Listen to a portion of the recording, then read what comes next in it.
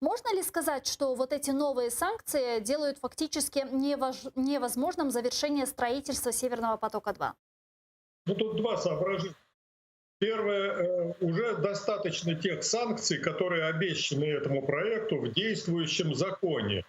В законе, ну, если соблюдать этот закон, то строительство не должно продолжиться.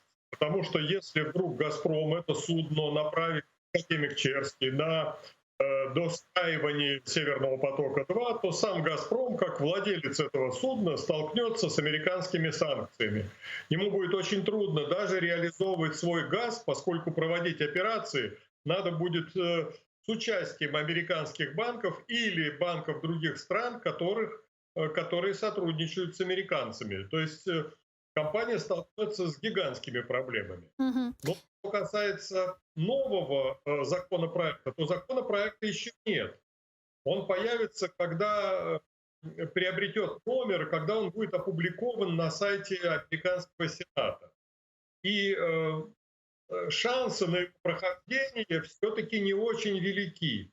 Такие отдельные законопроекты приобретают силу закона, ну, с вероятностью где-то 2-3%, не больше.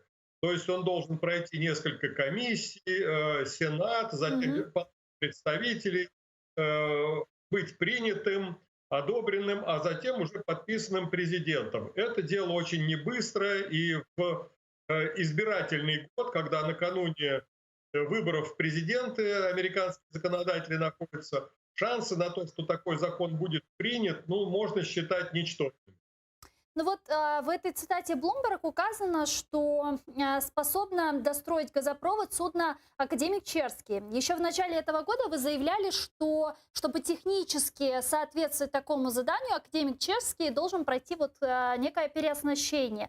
Вот прошло ли это судно, вот это необходимое переоснащение? Был ли тогда в этом смысл, раз в проекте новых санкций судно уже фигурирует в случае, если мы будем говорить о том, что вот санкции эти будут введены и будут внесены?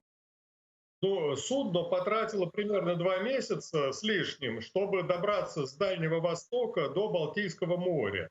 И по пути оно теоретически могло где-то загрузить технику, скажем, в Сингапуре, узлы для аппаратуры, для устройств по сварке, по проверке и погружению плетей трубопровода. Но сообщения о том, что такая модернизация была проведена, пока нет.